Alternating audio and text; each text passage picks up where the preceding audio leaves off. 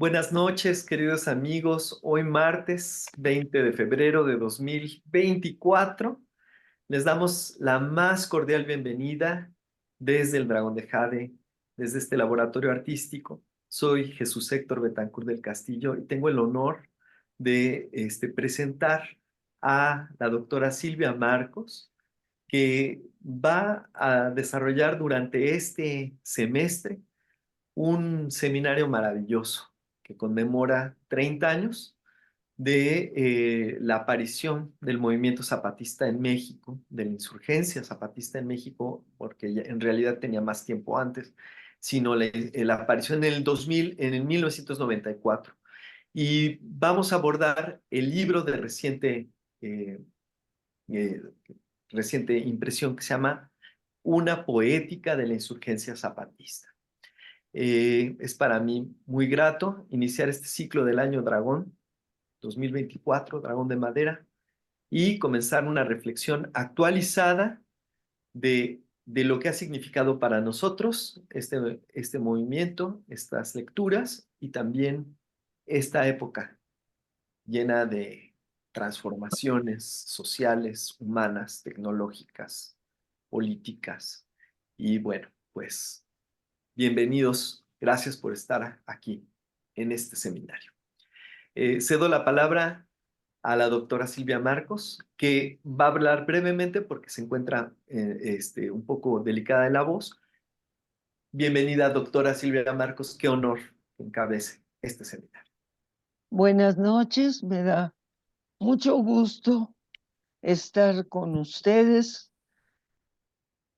Pues esta introducción viene en un momento tan triste por lo que está pasando en Gaza, pero justamente por lo que está pasando en Gaza, en la franja de Gaza, en Israel, en Palestina, que debería de ser Palestina.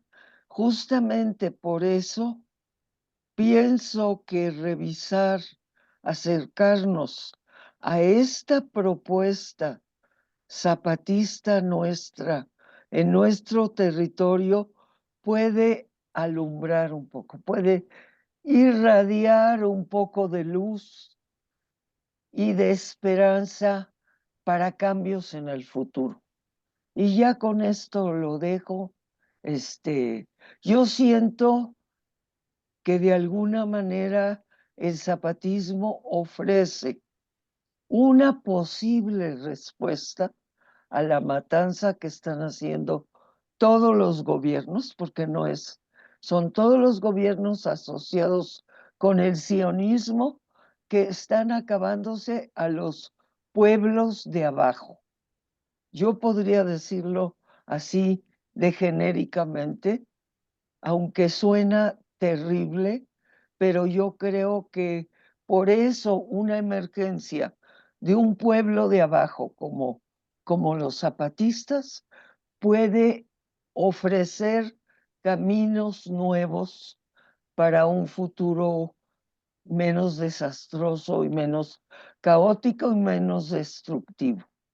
Y bueno, ya con esto, aquí tenemos ahora a Julián Cruzalta, que ha hecho una lectura muy profunda de mi texto, de mi libro. También a Ida Hernández, que espero que participe también con sus comentarios, que son siempre muy oportunos. Y si yo quiero añadir algo, pues ya veremos si se da esto, ¿verdad? Y buenas noches a todos y comencemos. ¿Se oye bien, Héctor? Sí, se oye muy bien, muchas gracias. Pues cedo la palabra a nuestro invitado de honor, Fray Julián Cruzalva, para que nos pueda presentar la obra. Pues buenas noches, gusto en saludarles esta noche. Pues es un libro importante, me parece, de muchos lados. Vamos a ir platicando durante este seminario con diferentes voces. Hoy vamos a iniciar la lectura de la introducción al libro precisamente. Yo en términos generales diría que es un libro y es un gran entramado de parte de Silvia para reconocer los horizontes de sentido del movimiento zapatista. Este es como en la introducción lo que trata de vernos horizontes de sentido. Hay toda una cuestión hermenéutica de buscar estos horizontes de sentido que son diversos a los hegemónicos occidentales, coloniales, patriarcales y neoliberales. Hay otros horizontes de sentido y para esto pues es un tejido de diferentes textos de 30 años. Son como artículos sueltos y en este libro ha hecho Silvia un gran tejido, un gran entramado y como todo tejido, pues tiene ir encontrando cuál es la urdumbre, cuál es la conexión de estos textos.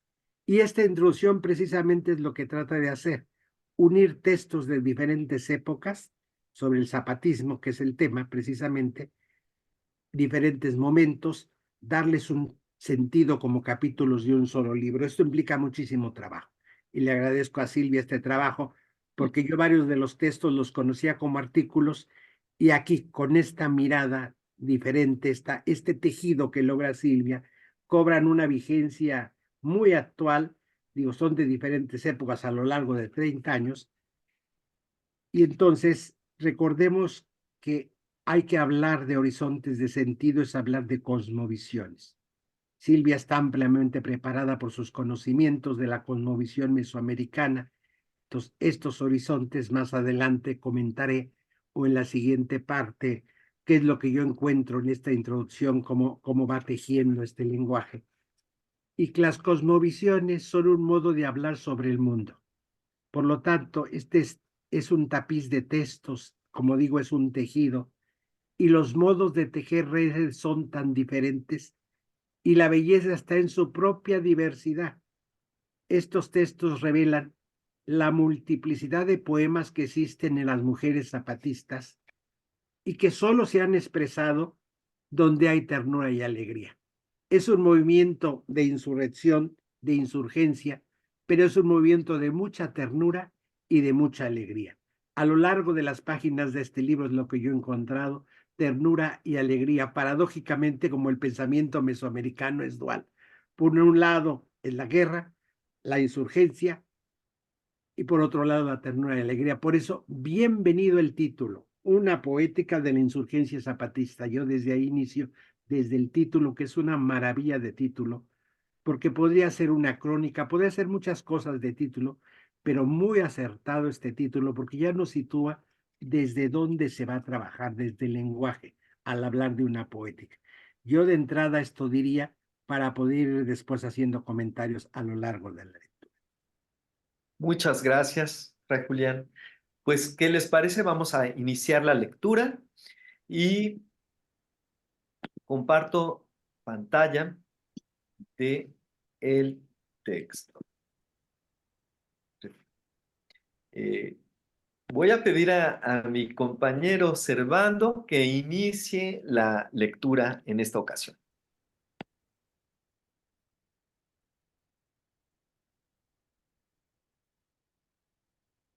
Ah, perdón, tienes desactivado el audio. Listo. Sí, empiezo.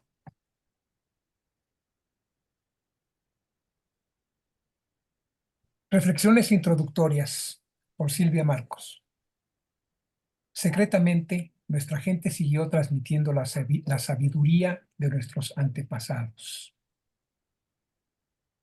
Esto, pues, es una nota de la autora durante la Escuela Zapatista en agosto del 2013. Palabras del maestro Javier. La pregunta: ¿una poética de la insurgencia zapatista?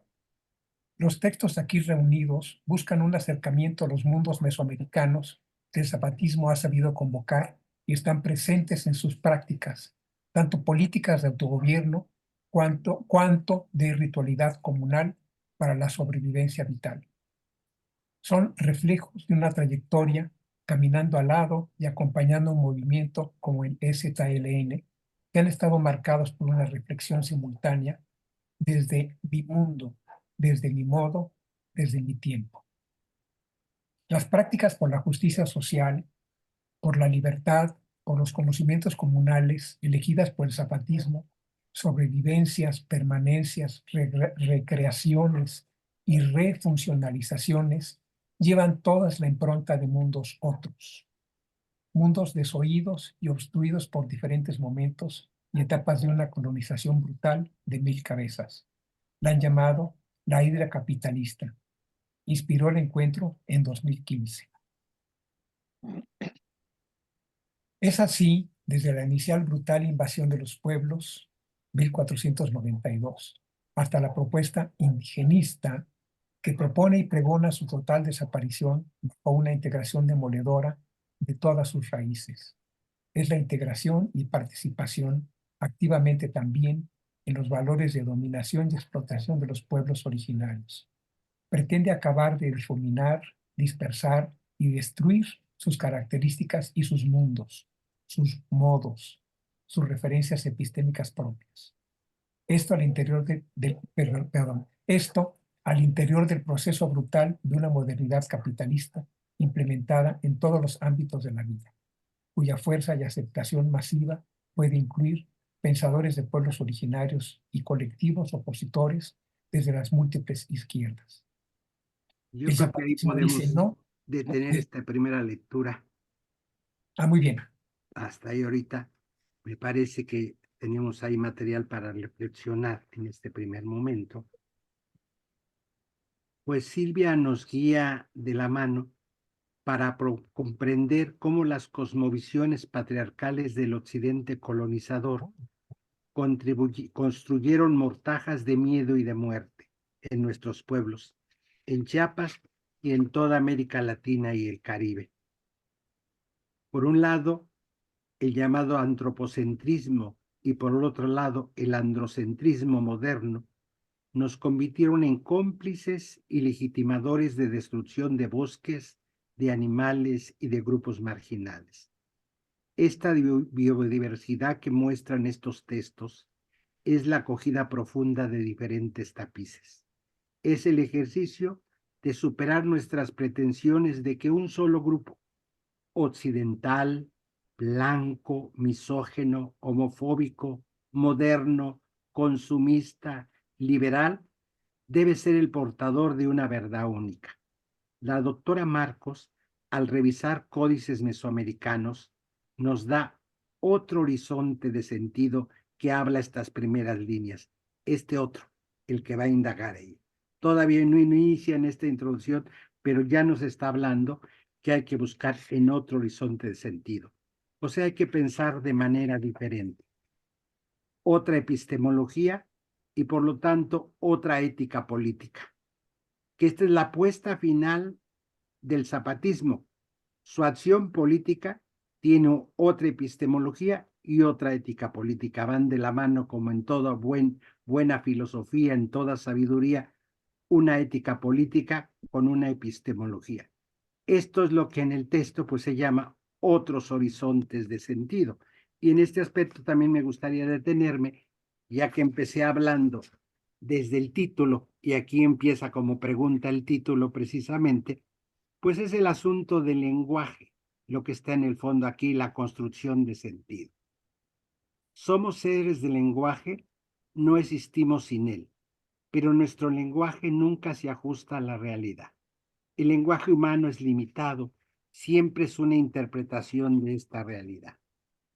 Y sobre todo, pues el lenguaje mesoamericano que está en el fondo de este movimiento social, y hoy precisamente que es el Día Internacional de la Justicia Social, nos toca iniciar esta lectura de este libro sobre la justicia social. Y este lenguaje, pues es un lenguaje simbólico, no es un lenguaje matemático, no es un lenguaje preciso, es un lenguaje precisamente de metáforas. Y este lenguaje simbólico surge por una expresión de deseo, por el vacío que sentimos, porque el mundo armónico de nuestros sueños no existe. O sea, la dimensión simbólica en la que va a estar todo el texto, desde el título a poética, es nuestra capacidad de conectar sentidos. Y Silvia tiene una capacidad amplia de conectar sentidos y hacer la hermenéutica de estos textos mesoamericanos que ella inicia en este primer planteamiento. Esta capacidad requiere saber que interpretamos continuamente las cosas, porque necesitamos construir sentido. Construimos lenguaje de sentido porque tenemos que construir significados. Esta trama del lenguaje es fundamental. Se teje con nuestras palabras y juntas nuestras palabras construyen sentido. Entonces tenemos un tremendo libro de epistemología, de sentido, de hermenéutica mesoamericana y de ética política. Unido todo esto requiere manos sabias. Y aquí están las manos y el arduo trabajo que Silvia en estas pequeñas líneas nos va mostrando. Esto es importante, por eso es acertado, insisto, el título de Poética de la Insurgencia Zapatista. Construcción de sentidos, estamos hablando de lenguaje.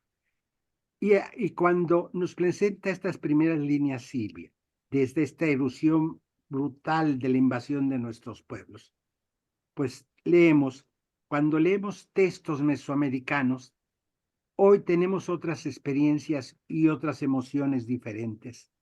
Por lo tanto, nunca debemos tomarlo escrito como algo estático, que pueda ser reproducido de forma mecánica.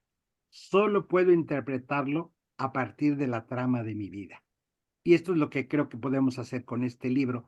Y esta es la riqueza. Habrá lecturas diferentes. Una es la que yo hago por mis expertices, mi propia vida, y una lectura maravillosa de la que hace Silvia, que no estamos ante un texto académico puramente, alguien que observa un movimiento social y nos lo describe o hace un sesudo análisis académico, sino es alguien que a partir de la trama de su propia vida nos narra la trama de la vida de estos pueblos. Por lo tanto, para mí aquí lo que veo lo más importante son los sujetos actuales, nuestros pueblos actuales y sus cambios reales. Y por eso regreso a esta dimensión simbólica de la vida humana, que es constitutiva de todas nosotras, nosotros, nosotres, porque la realidad no es estática, porque estamos interpretando siempre todo, y esto es subjetividad, pero está la propia riqueza. Si alguien más o la propia Silvia de esto quiere, habría mucho que ampliar yo de entrada para no quitar mucho tiempo y absorber mucho aquí dejaría este primer comentario.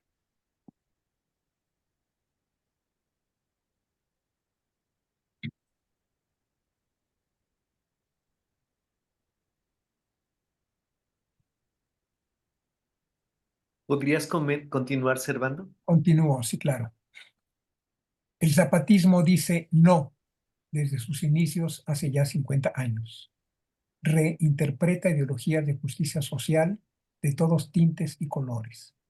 Aparece en el movimiento desde sus inicios, algo que se irá desglosando a través de estos textos aquí incluidos. Emerge esa consigna que movilizó a cientos de miles de activistas en una marcha temprana, 1994, y multitudinaria. Todos somos indios, retumbaba esta consigna por las calles, como una reminiscencia casi desde el inconsciente colectivo, una constatación de los múltiples y complejos procesos que ha pasado en los últimos años. Este conjunto móvil y profuso de pueblos, seres, personas, que es el México de hoy, polifónico, pluriepistémico y multirracial. De estilos varios, los textos reunidos aquí, de diversos tamaños y disímiles estructuralmente, se unen bajo una propuesta que no pretende ser estrictamente académica. Lo que priva es su elección para este libro. Ha sido el que reflejen, desde un afuera empático y solidario, ciertos momentos reflexivos, vividos, cambiantes a lo largo de estos últimos 30 años, de esa lucha zapatista y de caminar a su lado. Una metodología que consiste en escuchar, pero seguir escuchando reflexivamente, porque la propuesta del zapatismo sigue y se reinventa constantemente. Estos textos no eligen ser una protesta economicista a los procesos de explotación capitalista.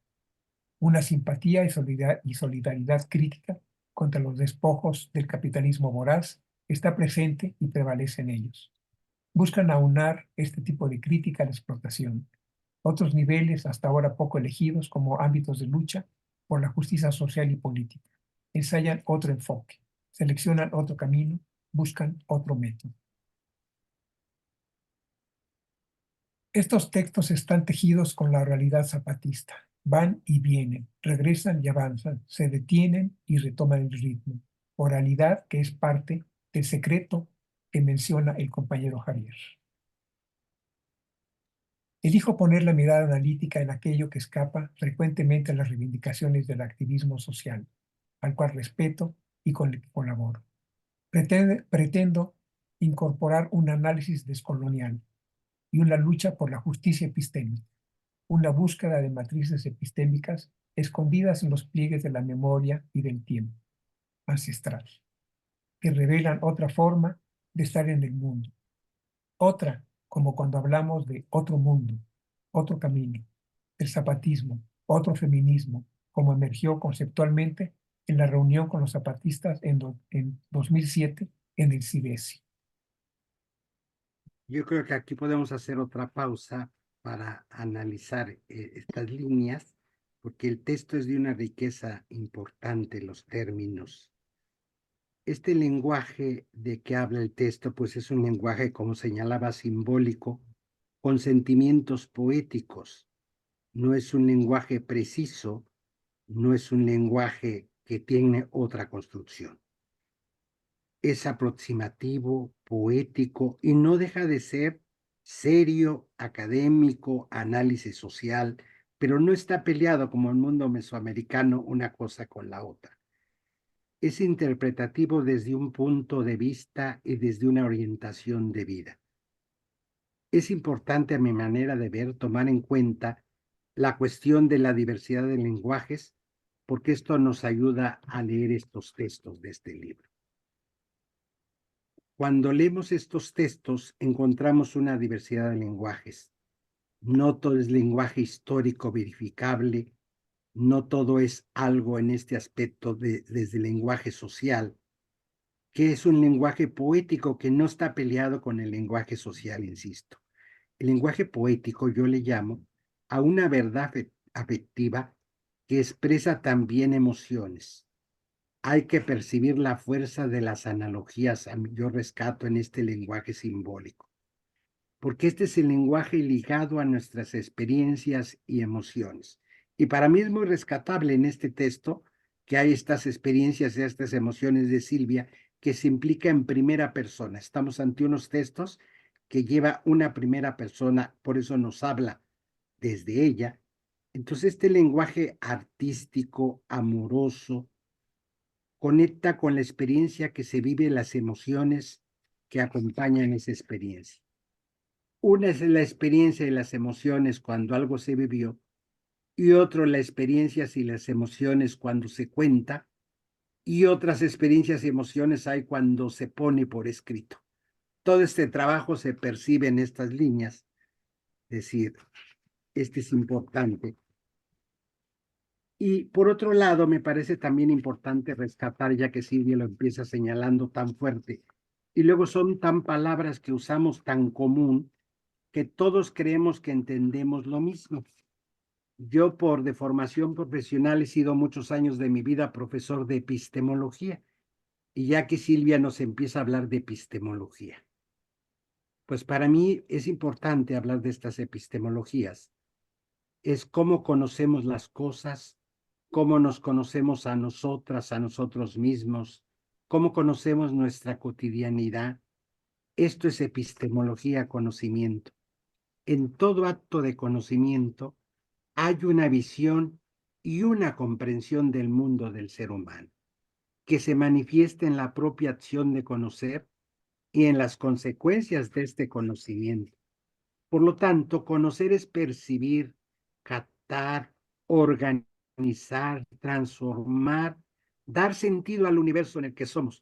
Por eso Silvia insiste de otro sentido, hablar de otro mundo, de otro universo, porque nosotros los occidentales y neoliberales, estamos acostumbrados a la universalidad de un conocimiento. Pero esto no significa la validez de un conocimiento concreto para todos los grupos humanos. El conocimiento es regional y este texto está insistiendo mucho en esto. No es universal por la forma del contenido aprendido. Yo hablaría y encuentro aquí más bien hablar de una diversidad universal del conocimiento. Es diverso. Este es otro conocimiento, otro mundo. Por lo tanto, conocer es tomar posición entre los otros seres vivos, ante los otros seres humanos y ante uno mismo y una misma. Conocer es afirmarse como ser en relación a un mundo de valores. Y esto es lo que está haciendo, por esto lo último que se lee, este otro mundo, me parece de una riqueza epistémica importante y lo va a ir desarrollando a lo largo de los capítulos del libro, pero aquí ya como les decía, este es como el resumen del libro, esta introducción. Silvia tejió maravillosamente este texto como un resumen. Por eso vamos a hablar no de todo el libro, pero sí de todo el libro, porque en este resumen implica los temas que después se desarrollarán. Por eso yo quería hacer énfasis en el asunto epistémico que trata en estas pequeñas líneas, porque a veces todos creemos que comprendemos lo mismo por la palabra epistemología y por defecto profesional soy profesor, entonces no se me lo puedo quitar, como que lo traigo dentro de mí de analizar palabras, textos, vocablos, y esta riqueza de texto me parece que no podemos dejarlo pasar inadvertido todo lo que Silvia está manejando de contenido. ¿Puedo una reacción? Sí. ¿Sí? Eh, Sí.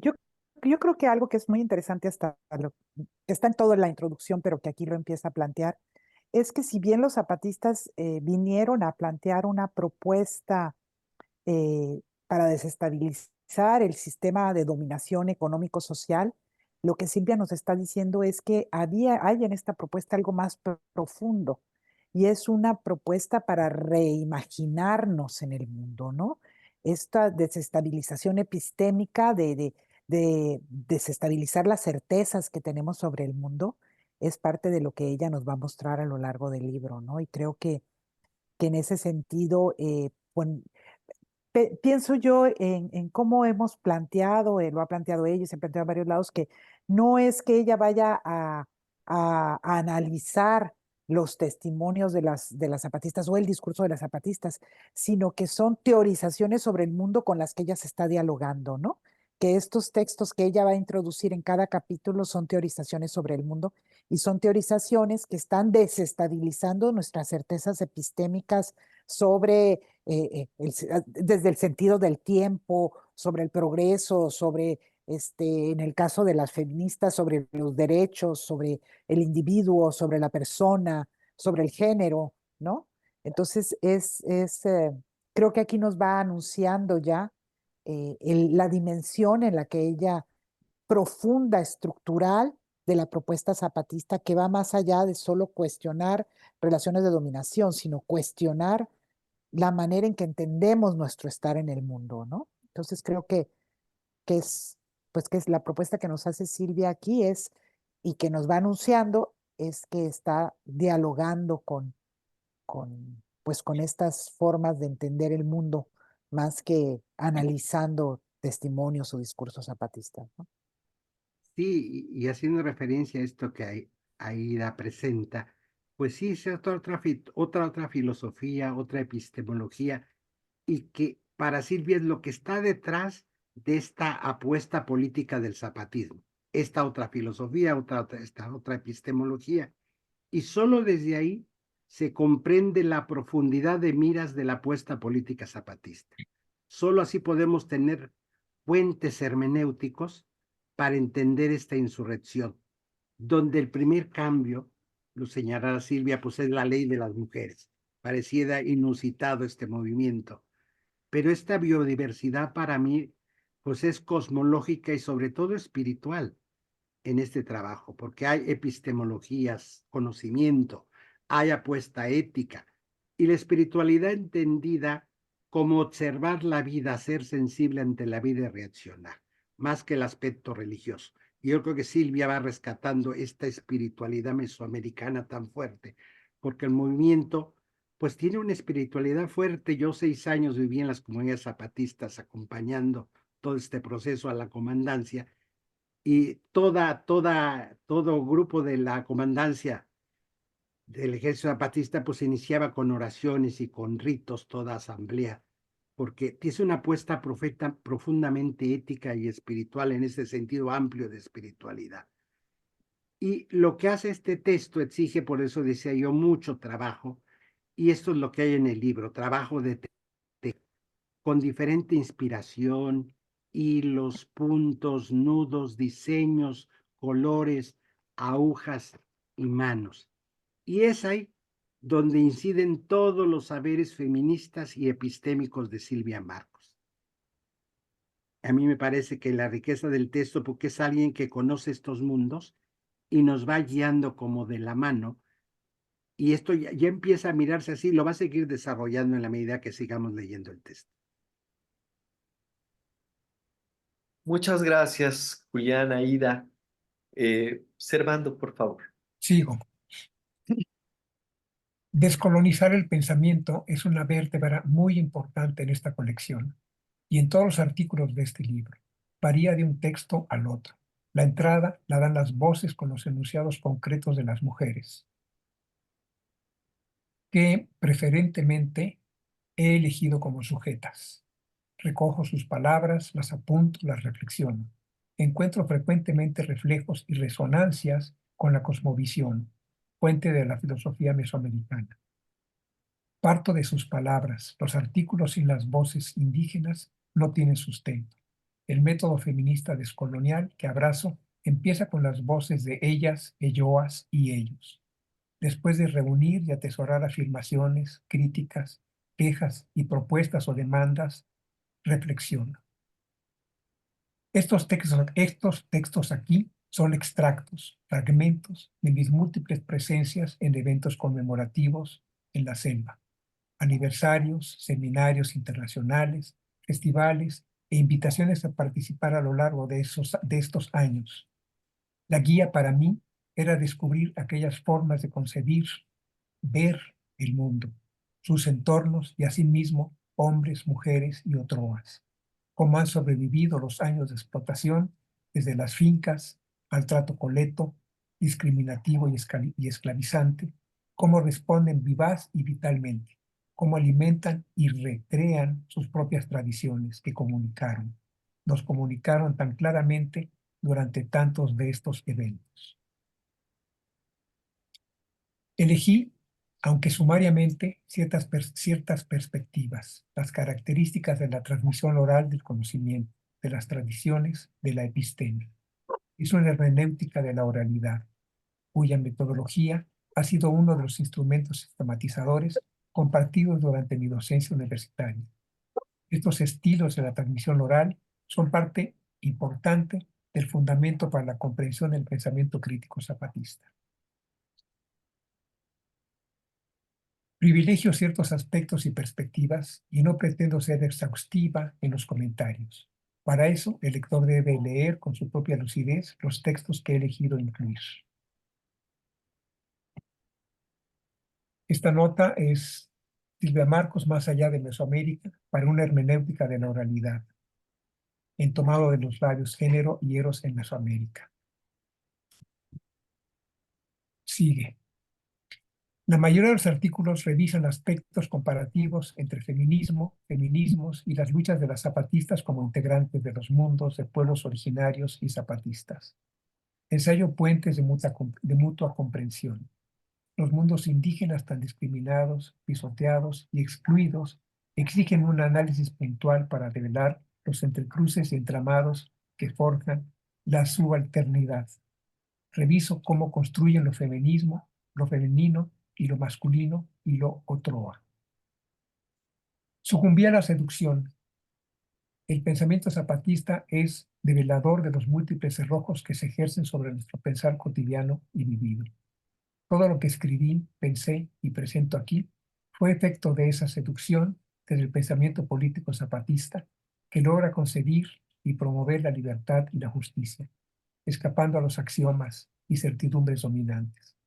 Lo logra como ningún otro camino que conozco. con sus mujeres creciendo siempre, fortificándose y activas en búsquedas epistémicas y políticas de la cotidianidad descolonial. ¿Cómo desnudar los binarismos mutuamente excluyentes del pensamiento dominante? ¿Cómo escapar a los mandatos de la modernidad industrial capitalista? ¿Cómo poder huir del pensamiento único propuesto por la modernidad? ¿Cómo defendernos de aceptar aquello que se considera obvio en nuestros mundos profundamente colonizados? Ensayo y lucho, pensando y escribiendo, inspirada por el zapatismo concreto, comunitario, comunal, que revela y lucha contra la explotación, pero también recupera profundidades epistémicas de esos mundos ancestrales mesoamericanos. Como afirmaba el zapatista Jean Robert sobre la sinergia positiva. Cito: quisiéramos liberarnos de los poderes avasalladores del sistema dominante y sus inventos. Se trata de desmantelarlos y de volver a armar algunos en sorprendentes combinaciones con otros. Quisiéramos muy particularmente analizar la posibilidad de combinarlos con técnicas tradicionales y vernáculas. Aquí nos podemos detener otro momentito para reflexionar. Sí, Pues precisamente lo que se plantea, que ningún tapiz puede ser eterno, atemporal y válido para siempre desde el horizonte de sentido. Y por eso lo saben las mujeres zapatistas y lo sabe la apuesta zapatista. Por eso el zapatismo se ha rehecho muchas veces. Y ellos lo definen en uno de los capítulos del libro pues será precisamente falta lo que falta. En 30 años este movimiento se ha rehecho varias veces y se va a seguir rehaciendo. Y eso tiene que ver con esta cuestión epistémica de un saber, porque nuestras certezas, como lo dice este texto de Jan, son siempre limitadas y por eso deberían ser siempre provisionales y contextualizadas. Nuestros esfuerzos epistémicos, rescata este texto, son siempre precarios y limitados. Y de esto trata este maravilloso libro, de estos esfuerzos epistémicos y éticos. La doctora Marcos, a través de este texto, nos va mostrando que el respeto a la otroa, no es simplemente dejarlo ser. Y esta es la apuesta zapatista, sino ser con, convivir, compartir con, dado que todas, todos, todes, nosotros, nosotras, con nuestras particularidades, pertenecemos al mismo universo y a la misma trama de la vida. Y aquí es donde empieza este texto a jugar con lo individual y lo colectivo, que es parte de la reflexión zapatista. El libro nos muestra como el gran desafío para nosotras, nosotros, nosotres, es educarnos y educar a las nuevas generaciones para establecer una ligazón subjetiva con todos los seres, capaz de interrumpir este proceso de explotación, de destrucción del planeta y de sus pobladores. Por eso para mí esta apuesta zapatista es educar y educarnos en el respeto a la diferencia y a su riqueza, unidad y diversidad, que no es uniformidad. Normalmente en Occidente oímos unidad y pensamos en uniformidad. Yo creo que el movimiento zapatista y este texto nos está presentando dos polos: unidad y diversidad, no uniformidad de ninguna manera, pero nuestra mente moderna tiende a oír a la palabra unidad como uniformidad. Y esto pues sería todo lo contrario de la apuesta zapatista. Por eso es necesario desprendernos de este antropocentrismo, este androcentrismo y de la fascinación extrema que ejerce sobre nosotras y nosotros el consumismo. Este libro nos invita a salir de esta convicción y de esta firmeza del mundo colonial moderno neoliberal. En este aspecto, la riqueza de estos textos para darle una lectura, después darle una como segunda lectura en nuestras casas, poderlo mirar, que los textos nos presentan una postura epistémica de apertura y multiplicidad de experiencias, expresiones sobre el misterio mayor que llamamos la vida. y hay que dar crédito a nuestras propias experiencias. Yo aquí cito esto que forma, y este pequeño texto de Jan Robert, que es una maravilla también.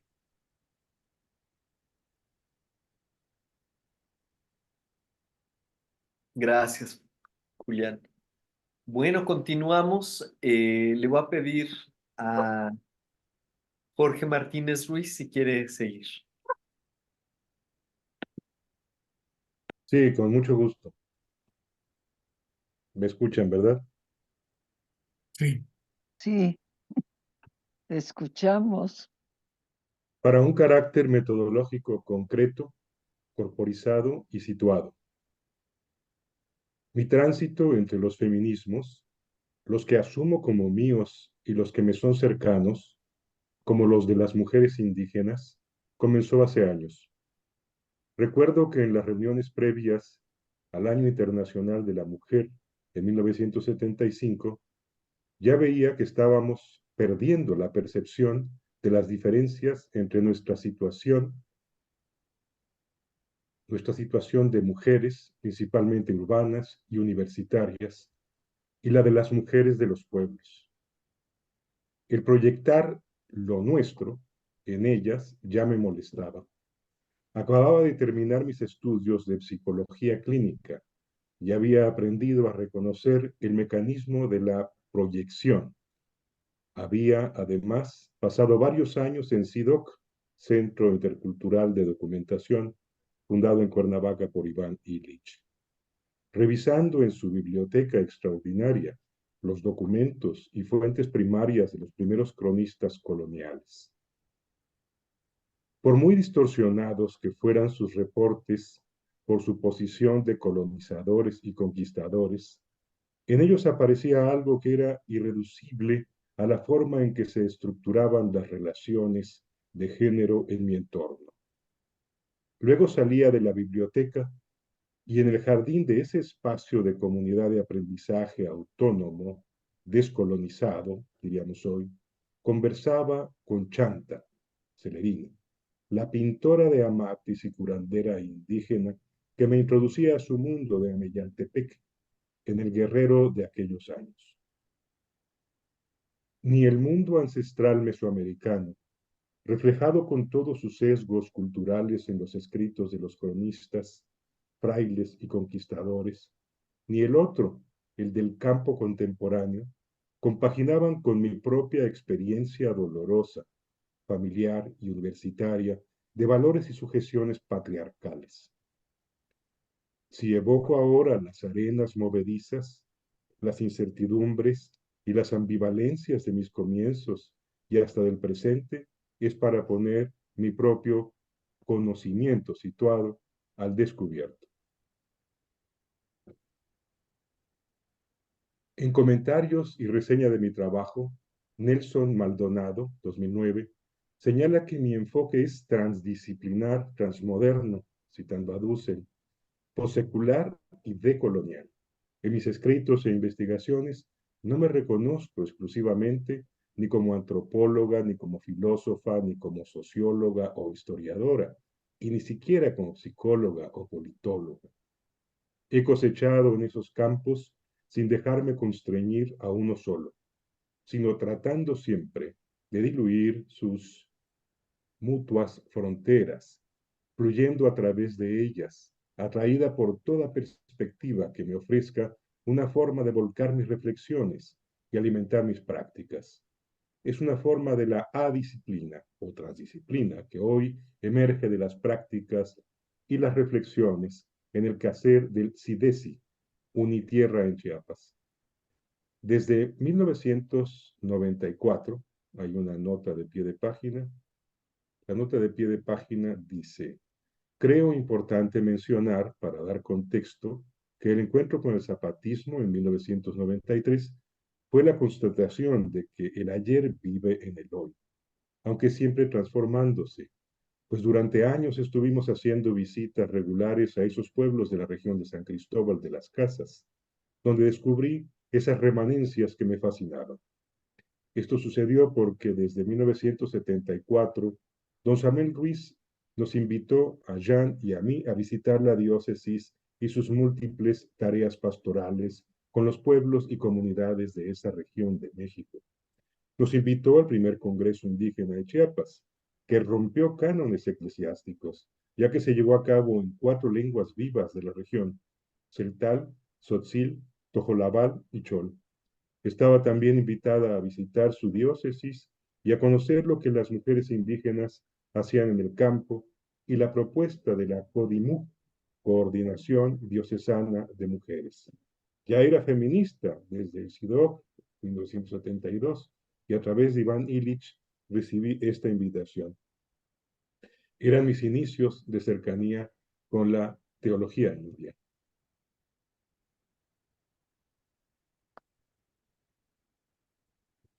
Parece, Regreso al texto. sí, a ver, un momentito antes de regresar al texto, me parece importante, por lo que Silvia rescata desde su propia experiencia. Y este libro ayuda a eso, a ayudar a las personas a dar crédito a su propia experiencia, a coger sus vidas como núcleos generadores de fuerza y de cambio.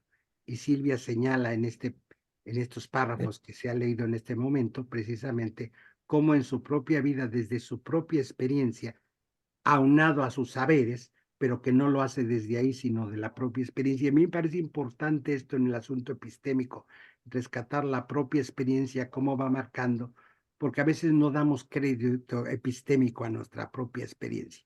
Por eso me parece importante que Silvia va narrando su propia experiencia a través de todos los encuentros zapatistas, que la va haciendo entender y modificar y escuchar a estas mujeres. Me parece muy importante de estas metodologías que presenta este libro, porque su metodología es escuchar y luego es caminar con, pero primero es escuchar a estas mujeres. Ni les quiere arrebatar la experiencia a las mujeres, ni quiere ponerse en el lugar de las mujeres.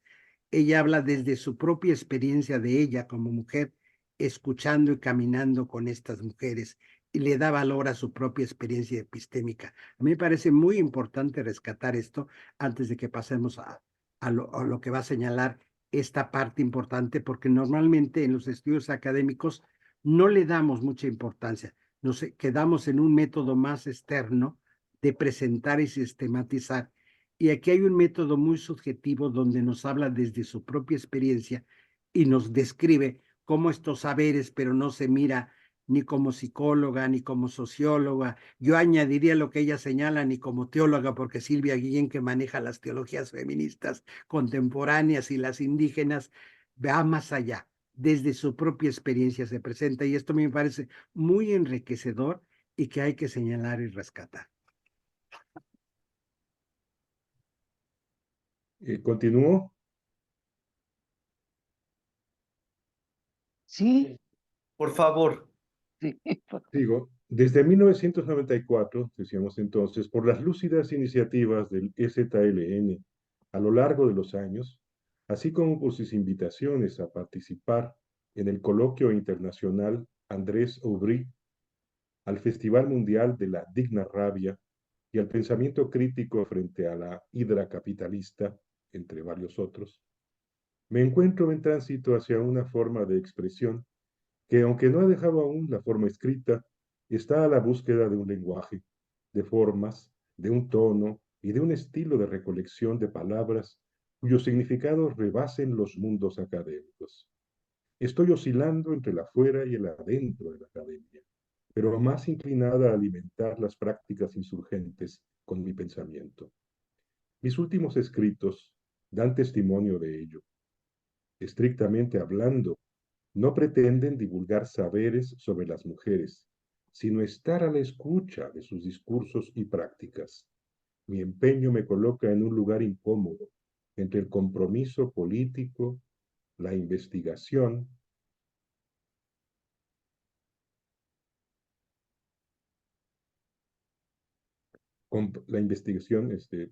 repito, mi empeño me coloca en un lugar incómodo entre el compromiso político, la investigación comprometida y la antropología activista. Ante las mujeres organizadas políticamente, procuro no solo estar atenta a sus discursos, sino también leer cuidadosamente sus prácticas. Estas son acciones de cuerpos y materia asentada en el espacio. El universo maya indígena, en general, funde el espíritu con la materia y el cuerpo con la colectividad relacional y cósmica en la que se inscribe. Trato de detectar estas constantes. Eso para mí es entrar en la elucidación epistémica de los actos de esas mujeres alzadas e insurgentes que constituyen literalmente nuevos sujetos sociales. Además, trato de mantener mis escritos libres de neologismos, que quizás aquí me podría permitir con moderación, evitando cargarlos con excesivas citas y referencias exigidas en los trabajos académicos. Las mías son incursiones fascinadas, cautelosas y a veces vacilantes en otros mundos de significados para entreverlos desde otro lugar. No existe definición académica para lo que busco, y eso explica también el estilo de mis comentarios. Busco pistas que expliquen en dónde se coloca mi quehacer. Madina Klostanova, 2006, 2009. Marguerite Waller, 2008. Nelson Maldonado Torres, 2009. Procediendo en el análisis, ¿qué quiere decir el término complementariedad? ¿Qué significa en los entornos indígenas? Desde hace muchos años me esfuerzo en escuchar voces indígenas y aprender de ellas. Fue hasta el 2001 cuando vi a la comandanta Esther en el recinto del Congreso que pude captar una de sus dimensiones. Se hace una cita de ella, de la comandanta. La tierra que nos da vida, que es la naturaleza que nosotros somos, dijo. Y ahí mismo pude descubrir un significado de la complementariedad que me había escapado. La interconexión de todos los seres en el universo. Frecuentemente se reduce este significado de complementariedad a la relación mujer-varón. ¿Puedo comentar algo? Claro, Adelante, Aida. Bueno, creo que esta parte que pone Silvia es una interpelación muy importante a todo un debate muy amplio que ha habido en el mundo feminista, en donde se ha simplificado mucho el concepto de complementariedad y se ha planteado que hablar de complementariedad es reificar el papel de la mujer en en lo privado, en lo público, la mujer en los espacios domésticos, y que son complementariedades que reifican subordinaciones, ¿no? Entonces, ha habido una crítica a que se ha idealizado lo que es la complementariedad, que en el fondo termina reificando las dualidades que critica el feminismo. Y lo que Silvia está planteando aquí es que esa es una visión muy limitada de lo que se está proponiendo como complementariedad, ¿no? Porque estamos hablando de algo que va más allá de exclusivamente las relaciones de género, sino la complementariedad del todo con el todo, ¿no? De cómo podemos desestabilizar estas visiones humanocentradas de la vida y del mundo, y pensar en cómo somos parte de un todo más amplio que nos complementa, ¿no?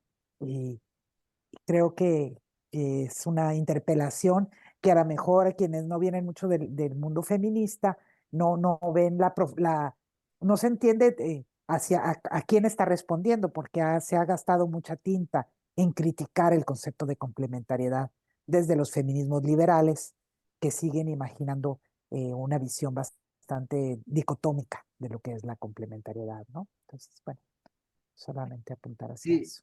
en este aspecto, con esto que señala ella, me parece muy importante, porque sí, Silvia habla de complementariedad, pero más bien desde el pensamiento mesoamericano, de esta sabiduría más que de Occidente, que esta complementariedad tiene que ver con el equilibrio, con las dualidades, con la fluidez, con la corporalidad mesoamericana en este aspecto, que más adelante va a ir tocando y desarrollando en el libro estos temas centrales de la sabiduría mesoamericana, la dualidad fluida, no jerarquizada, y cómo llegar al acuerdo en las comunidades.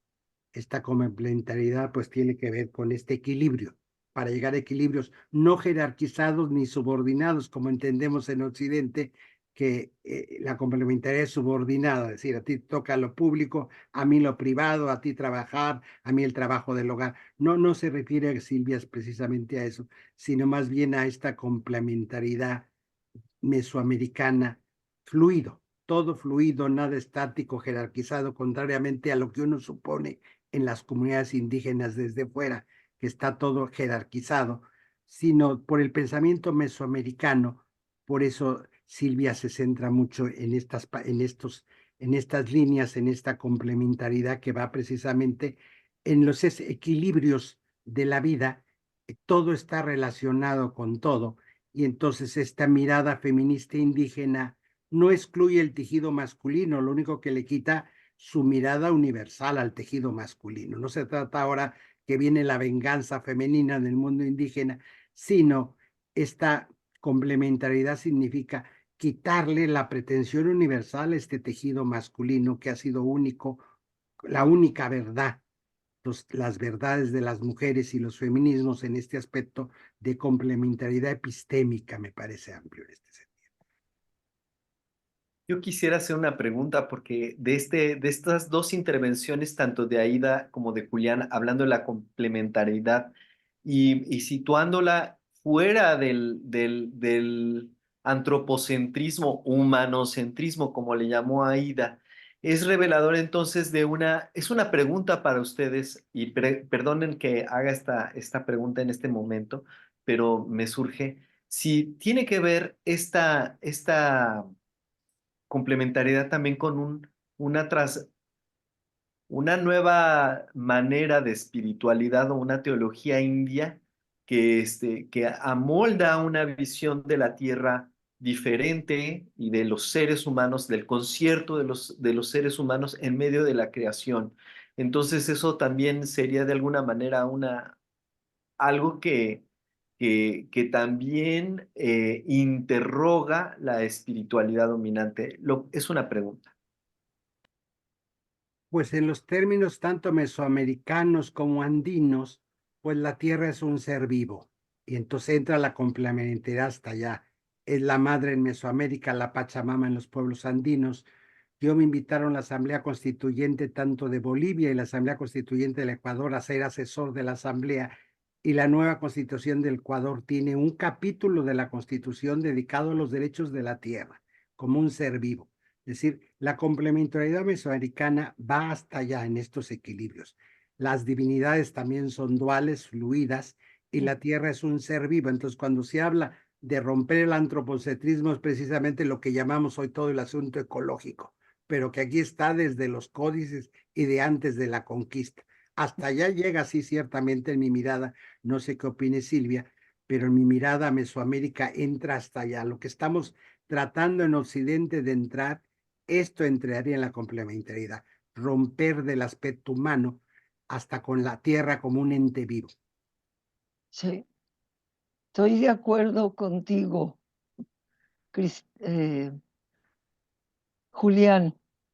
Ya. ¿Me oyeron o no? Sí, Ando Claro. un poco mal de la nariz, pero ya. sí estoy de acuerdo contigo que tiene toda esa dimensión que llega a incluir el planeta y la Tierra. Muchas gracias. Hay una pregunta, me parece que también de Fernando, no sé si se permite que en este momento o si lo dejamos para más adelante. Pues mejor para más adelante en la tertulia, ¿sí? Bueno, Fernando, guarda la pregunta porque estamos muy interesados. Sigamos.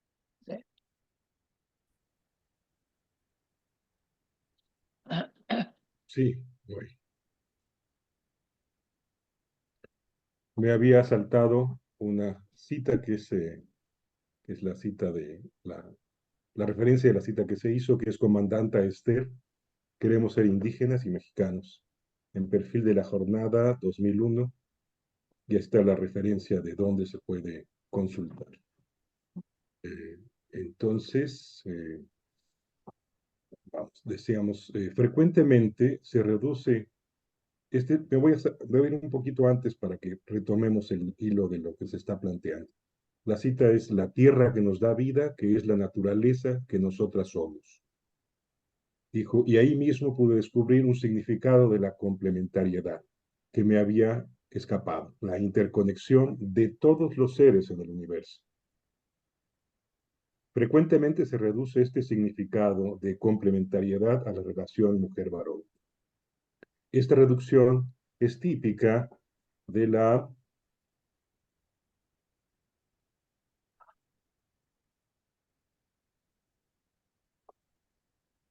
no me corre la página, Héctor,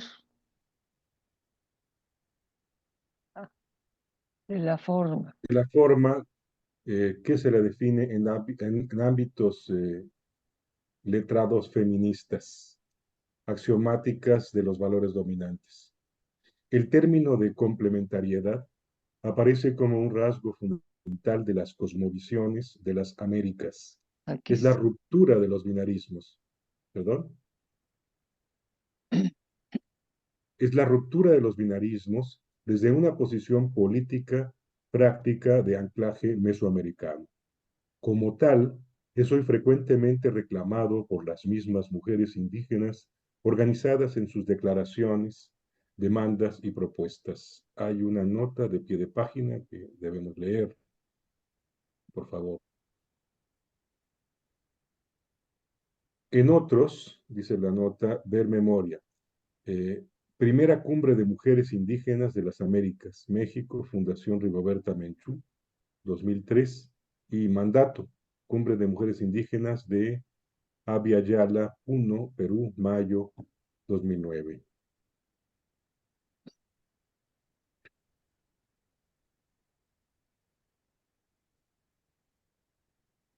Ok. Corporizar las prácticas de conocimiento, hablar de un hacer mental con el cuerpo, refleja varios de los esfuerzos en estos trabajos para incorporar las influencias de los mundos filosóficos con los que se encuentran en relación dialógica. Van al encuentro de una epísteme que conjuga cuerpo y mente, material e inmaterial sin resquicios ni contradicciones.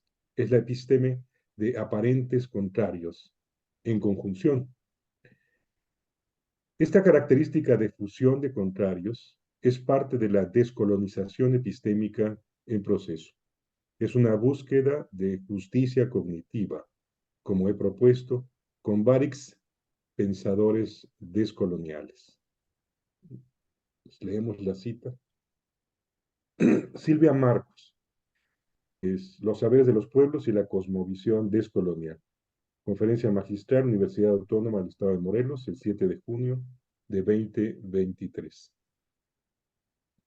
Consiste principalmente en recobrar y dar voz a un aspecto del proceso cognitivo muy otro. Es, además, una parte de esa epistemología del sur, y está la siguiente cita, un poquito bajamos, que es de Boaventura de Sousa Santos, una epistemología del sur, la reinvención del conocimiento y la emancipación social. En México, siglo XXI, Claxo 2009. Subimos entonces que está implícita y se descubre, que está implícita y se descubre también en las expresiones, las prácticas y los quehaceres insurgentes de las mujeres indígenas zapatistas. Hay otra cita. Es de Silvia Marcos, Otro Mundo, Otro Camino Feminista. En la presentación del Festival Mundial de la Digna Rabia en San Cristóbal de las Casas, el 4 de enero de 2009.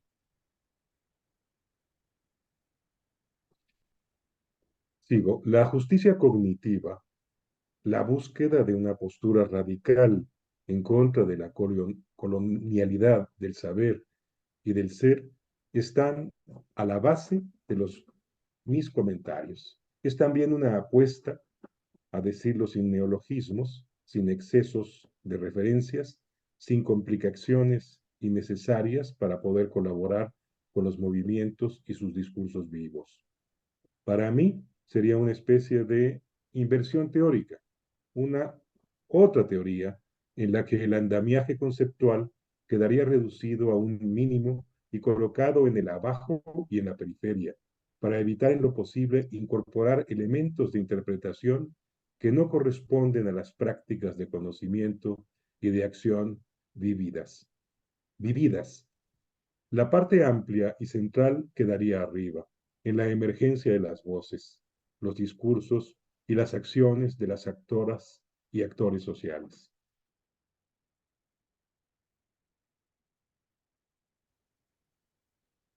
Partiendo de la hermenéutica de la oralidad.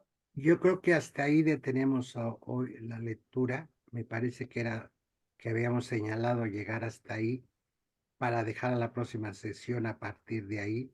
Sí, Sí, comentando un poco de lo que estas líneas decía, pues es importante rescatar lo que Silvia señala a los cuerpos como espacio de encuentro y lo que ya Iván Illich llamaba la comensalidad, que en los pueblos se llama precisamente el compartir, llegar.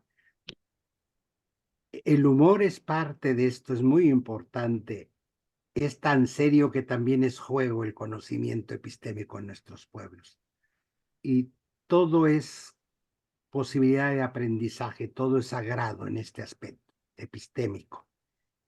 Y el rescate de la memoria ancestral es muy importante en nuestros pueblos. Ya después hablaremos de todas las cosmovisiones y todas las líneas centrales del pensamiento mesoamericano que ella está señalando de alguna manera en estas líneas que se han leído en este momento, pero me parece a mí los centrales como los cuerpos como espacio de encuentro y lo que Illich y toda esta escuela de Cuernavaca filosófica plantea como la comensalidad, que en nuestros pueblos es central, el compartir con, convivir con y hacer epistemología común, no solo individual, sino colectiva en este aspecto, y la justicia social, que es tan central en esta mirada ética colectiva. Y yo aquí abriría un poco más ya la parte de aquí, Héctor, del diálogo más con todos y todas. Muchas gracias, Fray Julián, por los magníficos comentarios a esta primera parte de la introducción del libro Una poética de la insurgencia zapatista. Y pues, Silvia, es momento de abrir la tertulia para que las personas que tengamos preguntas, algún comentario, podamos aprovechar la presencia de Silvia y de personas como Julián, Aida y los demás maestros que estamos aquí reunidos. Entonces, pues no sé si alguno de ustedes quiere comentar algo, compartir. Estaba Servando. Servando, Fernando también creo que quería preguntar, no sé. Perdón, Fernando. Sí. Hola, buenas noches. Sí, gracias. Era con respecto a la frase que venía citada, que había mencionado una indígena que dice: la tierra que nos da vida, que es la naturaleza que nosotros somos. En esa frase también yo noto algo que tal vez para nosotros, los que estamos más imbuidos en lo occidental, es algo que se nos escapa, y que tal vez para los indígenas está incluso implícito, que es lo que yo llamaría la gratitud. Dentro de su, podríamos decir, hermenéutica indígena, está muy asimilada esa constante que es la gratitud hacia todo lo que los rodea y los que les da existencia y sustento. Nosotros no sentimos tanto eso en nuestra cotidianeidad. Por ejemplo, el tener una ropa que nos da abrigo, la compramos, nosotros la compramos, nos compramos los zapatos y no agradecemos realmente de una manera espontánea eso que estamos comprando. Creemos que con comprarlo, con pagar ya es suficiente, y no.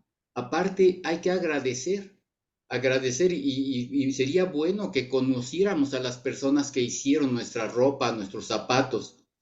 Y esa vivencia de los indígenas sí la tienen. Conocen a las personas que hacen sus cosas, sus zapatos, su ropa, a las personas que les dan de comer.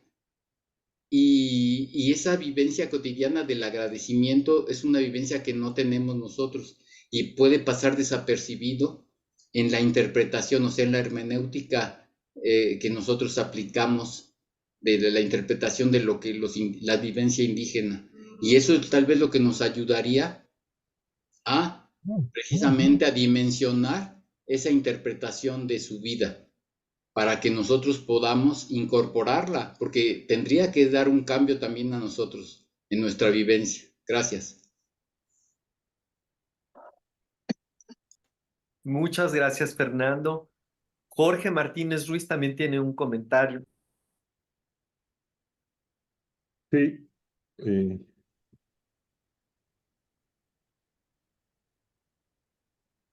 quisiera comenzar planteando que me ha quedado muy presente el señalamiento de que la poética no tiene la precisión matemática, pero eso no significa que no tenga una forma de precisión. O sea, yo creo que la poética no es imprecisa, sino que su precisión ocurre desde sus propios ámbitos, lógicas, ¿no?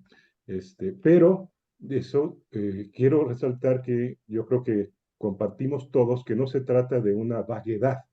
La poética es una manera que tiene una exigencia y que puede ser, como lo es en el texto de Silvia, sumamente precisa. No la precisión matemática, pero la precisión poética, que es sumamente difícil de alcanzar.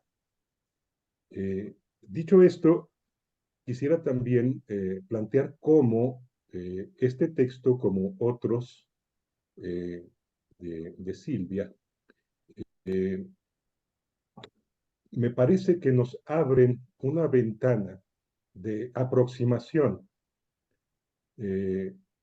a una vivencia, a un tipo de manera de existir, que es lo que se nos está planteando, ¿no? Que sin que sea la nuestra, no es mi caso.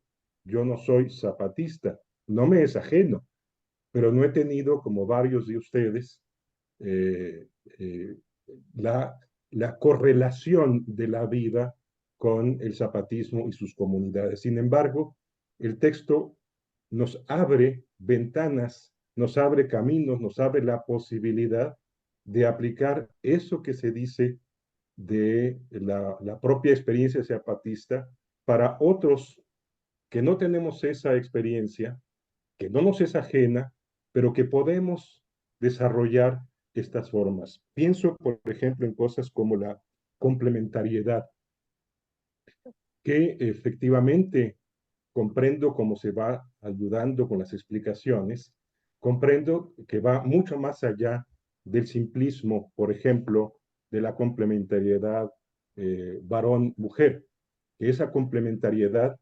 tal vez podría uno decir, tiene posibilidades cósmicas, que esa complementariedad, siendo fluida, ¿no? Es también múltiple y que probablemente podría llevarnos a un camino de armonía en donde muchas partes participan, perdón por la redundancia.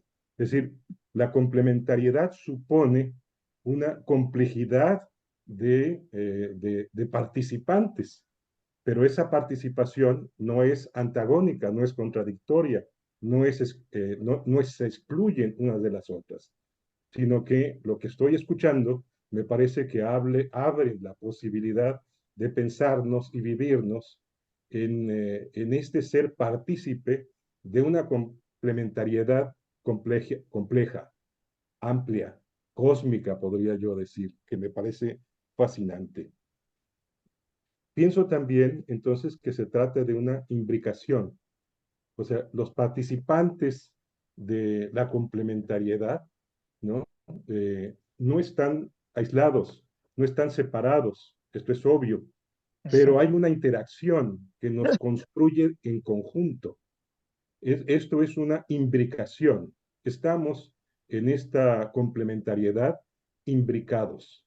Estamos ahí metidos en una participación que nos toca, que nos que nos permite vivirnos de una manera en donde participamos de la comunidad sin perder nuestra definición individual.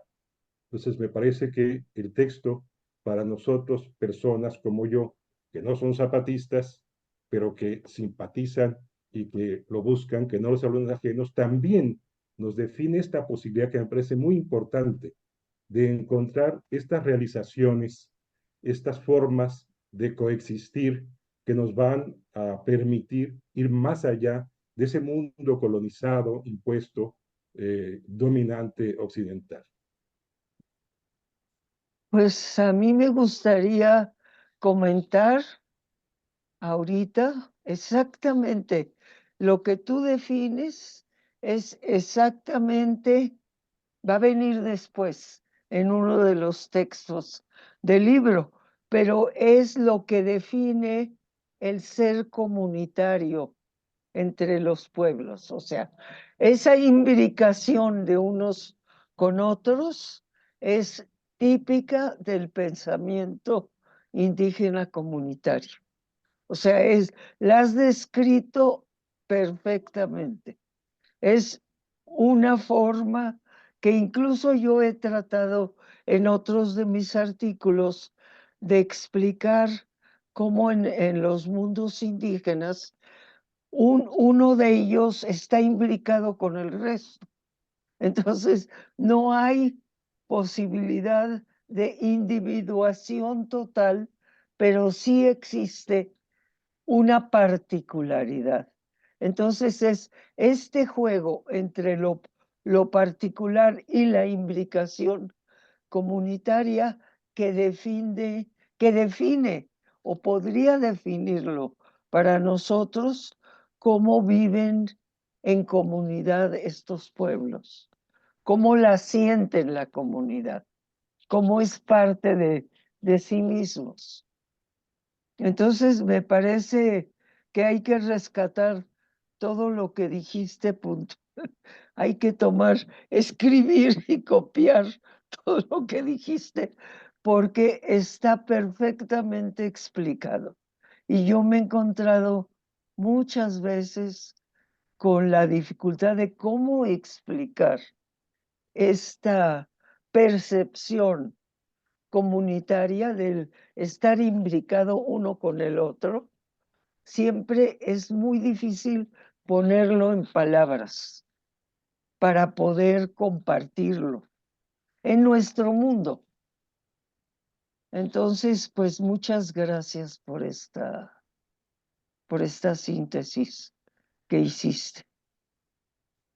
Gracias, Silvia. Gracias, Jorge. Fray Julián. Sí, a Jorge creo que era importante esta participación que precisó cosas. Sí, hablar de poética no significa que no tenga lógica, solo tiene una otra lógica. No es que no tenga, no es que no tenga precisión, nada más que tiene precisión del lenguaje, desde otra mirada. La metáfora es amplísima y riquísima. Hablar del lenguaje precisamente simbólico es de una riqueza tremenda, nada más que tiene otra lógica.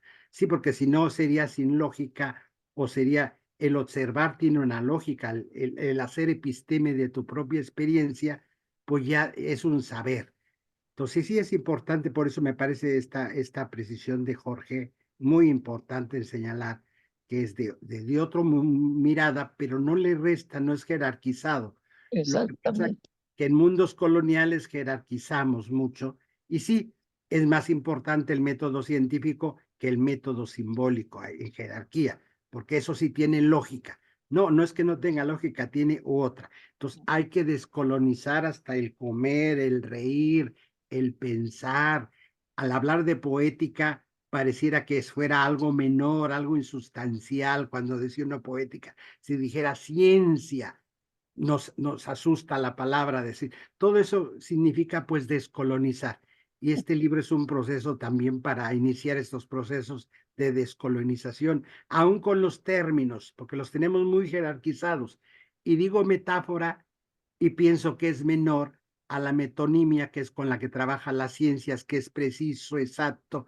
La metáfora tiene una riqueza inalcanzable y por lo tanto de muchas generaciones, de mucho trabajo, implica mucho trabajo y en este libro pues hay mucho trabajo de observación de Silvia, hay precisiones de lo que dice y no dice el pensamiento mesoamericano, de lo que no dicen los códices, nada más que tienen otra lógica. Por eso sí me parece importante esto que Jorge ha señalado. Sí.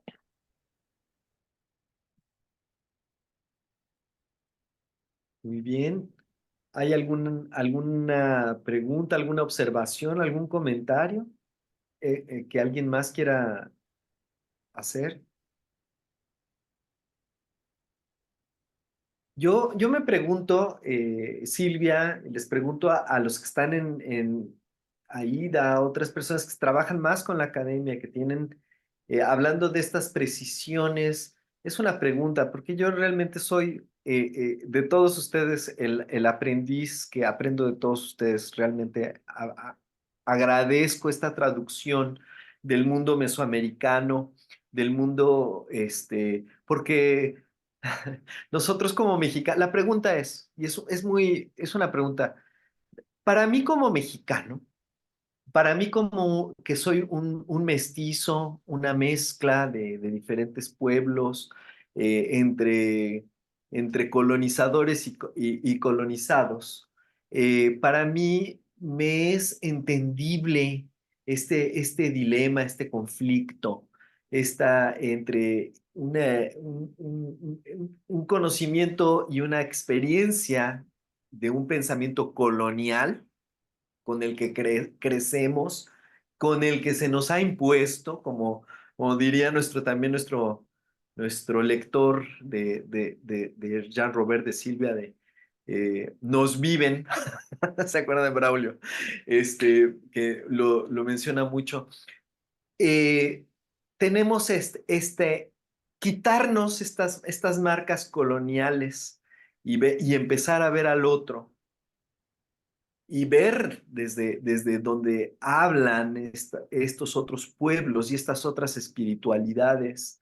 En mi experiencia como poeta, porque yo creo que vivo más la vida como un poeta, como un artista, como un traductor que vive en sí mismo las contradicciones de estas espiritualidades. Hoy le comentaba a un amigo que, que había experimentado con el Teonanácatl hace 30 años, y que fue una experiencia que me marcó profundamente, en 1994. Tener una experiencia de éxtasis de esa naturaleza y que me descolocó completamente en mi espiritualidad, en mi experiencia de lo que para empezar, me di cuenta que no era más importante que ningún ser vivo, ¿no? Que ningún árbol o que ningún animal.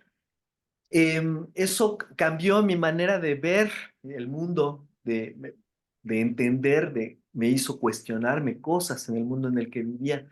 Pero al menos como mexicano, este conflicto está vivo y en mi pensamiento colonial, con la lengua colonial en la que yo pienso, en la que vivo, entender estas otras dinámicas me abre una ventana para comprender mejor y proponer un nuevo modo de situarnos en el gran concierto de la vida y proponer nuevas éticas. Y los zapatistas, estoy entendiendo con esta introducción, con esto, que nos dan esta oportunidad para proponer una nueva política, una ética, una poética, para nosotros los colonizadores, los que tenemos este patriarcalismo, estas estructuras. Bueno, la pregunta es, para mí leo y me es transparente la traducción de Silvia en este caminar junto a la experiencia oral de tantas mujeres, situándose en una perspectiva descolonial femenina, donde le da sentido al otro. Pero pregunto, en otros marcos, por ejemplo, de feministas como por ejemplo los europeos o los norteamericanos, es fácil que las entiendan, porque es fácil que puedan entender a una Silvia Marcos con toda la profundidad que está plasmada en esta introducción. Yo te agradezco, Silvia, tus palabras y lo que está aquí puesto, porque por lo menos a mí me ayuda muchísimo a entender muchas de mis búsquedas. Yo que soy un poeta, pero no logro entender, no me logro ubicar así como tú dices en la academia capitalista. Ya no quiero ser parte de ese pensamiento.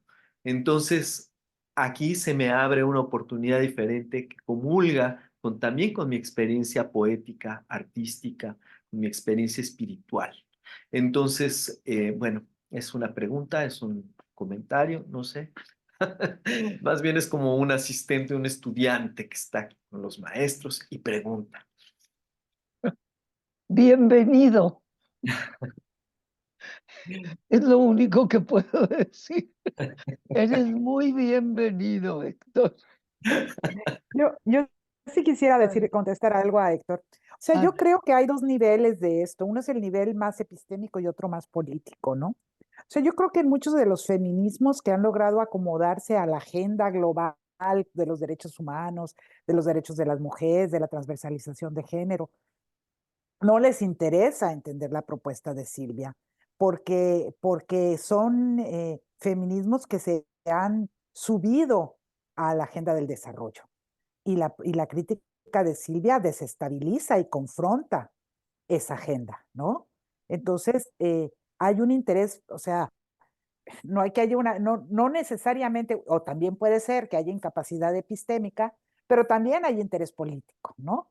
De decir, si me clavo por estos rollos, voy a cuestionar mi utopía desarrollista. Y de ahí cómo, ¿no? Porque estoy en el presupuesto del Banco Mundial o del FMI o yo qué sé, ¿no? Entonces, es real que hay un feminismo que le ha apostado al desarrollismo, ¿no? Y que la idea de que bueno, los feminismos son muy diversos, ¿no?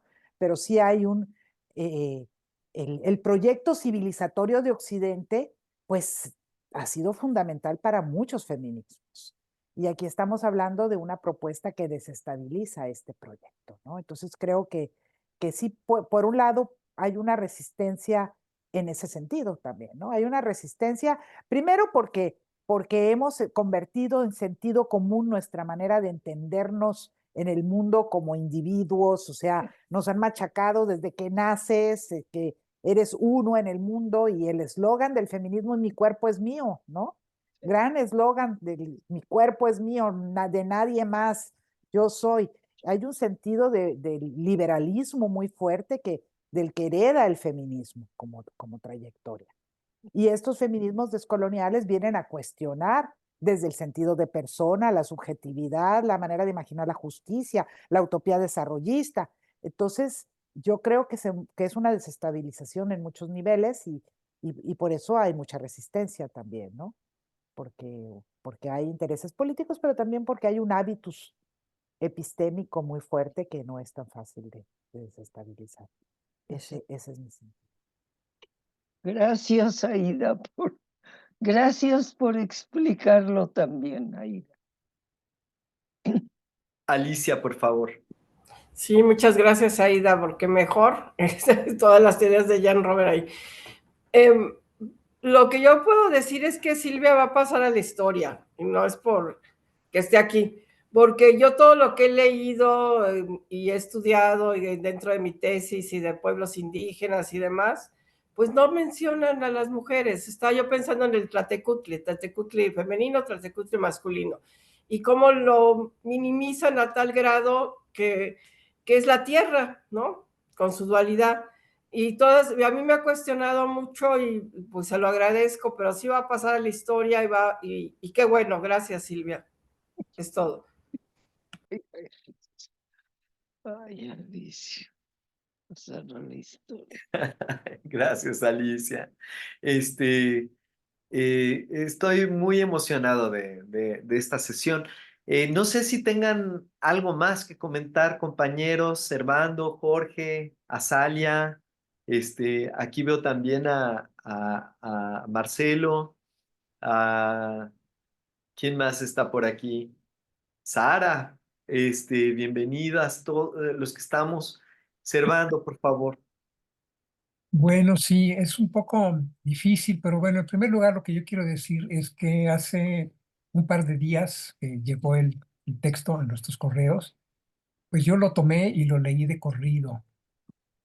Ya era nochecito, pero pues lo leí, lo terminé y quedé fascinado por todo, porque pues encuentro una vertiente crítica en la voz de Silvia, en el pensamiento de Silvia, que pues nos abre una lectura iluminada, ¿no?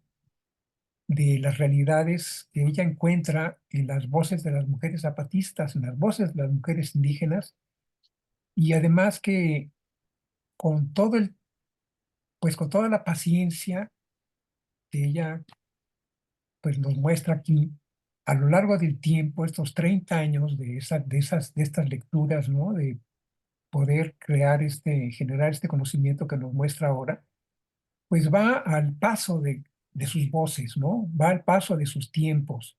Creo que en los últimos comunicados que recibimos del ZLN, previo pues, precisamente al cumplimiento de los 30 años y 40 años de su historia militante y su historia creativa, ¿no? En el mundo que están creando, pues nos hablan de un mundo que está, pues, por definirse y que pues no tiene tiempo, o sea, más bien está más allá del tiempo nosotros los que estamos utilizando este recurso, que hoy pues es toda una innovación. ¿Quién lo iba a pensar hace 30 años que esto pudiera darse, ¿no? No estaba, aunque estaba concebido, pensado y, bueno, imaginado, no estaba concebido más bien, así lo diría yo. Y hoy nos podemos comunicar de esta manera y pues realmente tenemos que evitar que la pantalla sea la que nos defina y aprender a pensar como ella lo ha hecho, ¿no? Creo que cuando ella dice leer cuidadosamente sus prácticas, ¿no? El universo maya, indígena en general, funde el espíritu con la materia y el cuerpo con la colectividad relacional y cósmica en que la inscribe. Estas miradas, esta manera en como ella nos va presentando sus elucidaciones y la forma en cómo leer, ¿no? Sus voces, cómo aprender de ello y inclusive cómo modificar el lenguaje, ¿no? Silvia, al momento de enunciar lo que nos describe, toma inclusive la sintaxis propia de las lenguas indígenas, ¿no? Donde los objetos toman un lugar, la naturaleza es un sujeto y la forma de hablar y de describir también Silvia la asume como propia y la empezamos a leer aquí. Yo me acuerdo, está mucho más adelante, lo vamos a encontrar, ¿no? Conforme vayamos leyendo lo vamos a ir encontrando, pero pues nos va guiando, ¿no? Con una serie de herramientas porque nos va proponiendo y que además, pues, sale de la academia. Esa es una cuestión fundamental, ¿no? Salir de la academia, en romper con esa mirada jerarquizada, que inclusive, pues, la acaba, la acaba de mencionar Aida cuando dice, pues, cómo las feministas, pues, aunque se modernizan, en realidad, pues eso es lo que hacen, ¿no? En vez de actualizarse, pues se modernizan y siguen teniendo una mirada jerarquizada, jerarquizante, cuando pues la naturaleza del pensamiento de las comunidades indígenas y de las mujeres zapatistas, pues es otra, ¿no? La forma de pensarse y de hablarse es distinta, ¿no? Y lo podemos seguir viendo en todo lo que podemos leer, inclusive pues en la narrativa del propio subcomandante Marcos, ¿no? En los juegos retóricos que hace, ¿no? Las formas descriptivas de los sucesos, en las metáforas, las metáforas, como bien lo dices, Julián, cómo son tan trascendentes las metáforas, cómo pueden ser elucidadas de una manera que nos sitúan en otros tiempos, nos sitúan en un tiempo que no es el tiempo que vivimos nosotros, sino un tiempo muy otro, como también lo podemos entender en sus voces.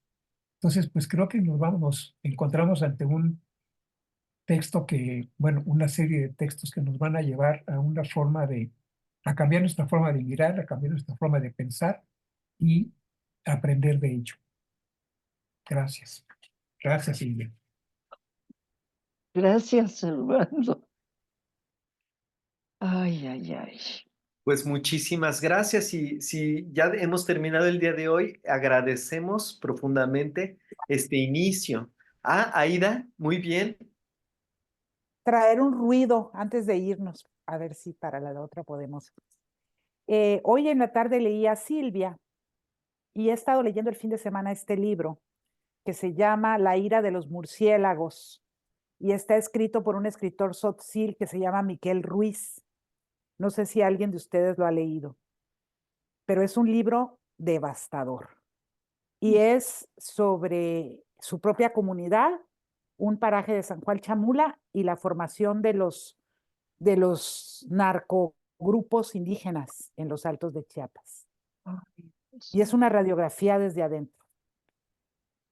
La verdad es que hasta me ha costado, es un libro muy fuerte, pero bueno, es una realidad que está a un lado de los zapatistas. Entonces, a lo que quería yo plantear es que lo que Silvia nos está mostrando es realmente un bastión de defensa de la vida que resulta urgente en estos momentos en donde estas raíces de la cosmovisión mesoamericana están siendo arrolladas y destruidas por culturas de muerte, ¿no? Entonces veo el contraste tan fuerte de la matriz mesoamericana que Silvia nos está mostrando y los muchachitos chamulas destazando cuerpos, ¿no? Esas digo, wow, porque es una novela que ya se ha escrito mucho, Arturo Arias, se ha escrito mucho sobre esta novela, porque es de los pocos escritores sotziles que están hablando de este otro mundo, ¿no? Y y bueno, solo decir pues que sí tenemos que recordar también que no es solo una propuesta epistémica muy inspiradora, es una respuesta, es una propuesta urgente, urgente de defensa de la vida, ¿no? Porque esas culturas, esas matrices mesoamericanas, pues están siendo devastadas con una rapidez eh, aterradora. No quiero ser muy pesimista porque ya nos íbamos bien contentos, pero como estaba leyendo los dos textos al mismo tiempo, decía, Dios mío, ¿cómo pueden estar?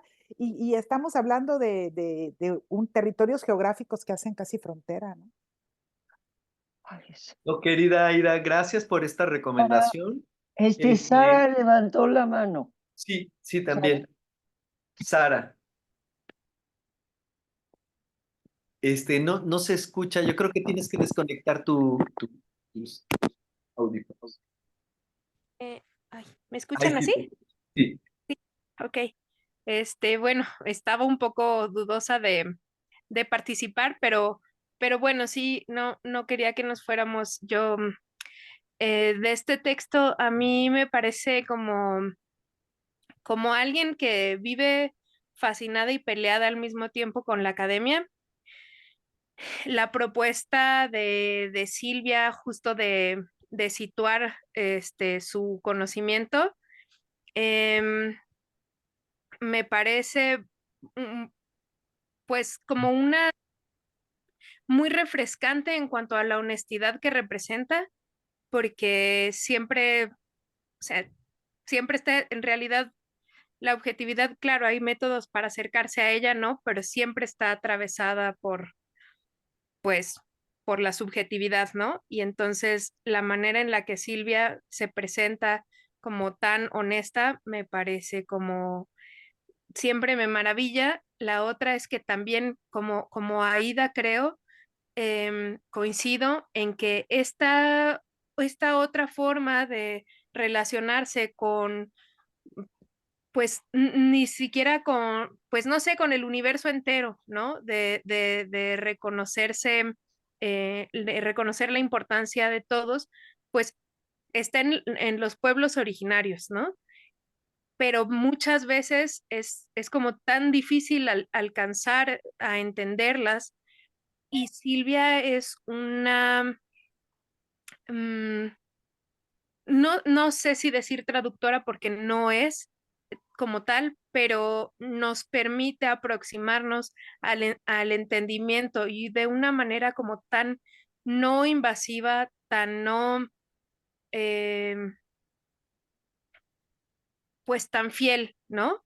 Tan fiel que muchos pueblos originarios la han reconocido y la han convocado, ¿no? Entonces, me parece muy maravilloso que estemos leyendo este texto por toda la riqueza, pues hasta metodológica que ofrece, ¿no? Y ya, gracias. Gracias, Sara. Gracias, Sara, Julián. mi compañerita. Sí, gusto en ver y saludar a Sara. Sí, como decía Ida, no olvidemos que es un texto de ética política. El movimiento zapatista y este libro de Silvia entran en una ética política, por lo tanto hay una reacción contrainsurgente. Esto que hablaba Ida, pues es una reacción militar de barbarie que a veces creemos que eso es superado. No, es un paso más dentro que esto. Desde el 94 vemos que el asunto militar no ha quitado el dedo del renglón, que dan un paso más y venga el gobierno, que venga la cosa contrainsurgente, sigue operando en Chiapas, por desgracia, y ahora han pasado otra etapa de desbastar el tejido social. Esto es tremendo, entonces decir sí, porque si no nos podemos quedar con el mundo romántico, antropológico, un poco de los inditos. El texto de Silvia no se queda y va más allá, y por eso la urgencia de este texto, que se conozca esta mirada mesoamericana, porque es vital. La cosa contrainsurgente avanza durísimo y lo del Tren Maya es parte de esto, tremendo. O sea, como es político el asunto y es otra mirada ética de destrucción y de muerte, no se para. Entonces sí tenemos que estar en esto vital y leer este libro desde ahí, desde esta vitalidad de Mesoamérica, porque si no nos quedamos en un estudio romántico, en un estudio antropológico, histórico o etnográfico de nuestros pueblos. No, es una respuesta ética vital para el futuro de nuestros pueblos y de nosotros y nosotras también, porque dan al traste con nuestros pueblos y dan al traste con nuestro futuro también. De los mestizos y los urbanos también nos va a llevar el traste si permitimos esto. Por eso, insisto, es un texto de ética política. Muchas gracias, Julián. Pues qué gran sesión hemos tenido. Qué gran sesión. Sí, Yo nada más puedo decir que no los felicito, pero siento que caminamos juntos, que todos los que estamos en esta sesión hemos compartido profundamente y les agradezco y me agradezco que sí estoy presente. Muchas gracias. Muchas gracias. Muchas gracias, a muchas ti, gracias, Silvia, Silvia. muchas gracias a todos. Muchas Muchas gracias a gracias. todos por Bien. este hermoso diálogo y gracias por esta convivencia y conversación. Muchas gracias. Que tengan muy bonitos 15 días que siguen. Feliz año del dragón. Gracias. Muy bien. Hoy por hoy, Samir vive, la lucha sigue. Sí. 20 de febrero, 5 años. Sí, Samir vive. ¿Dónde es mi Samir? Está en nosotros. De nosotros. Sí. Gracias. Gracias. Gracias. Gracias.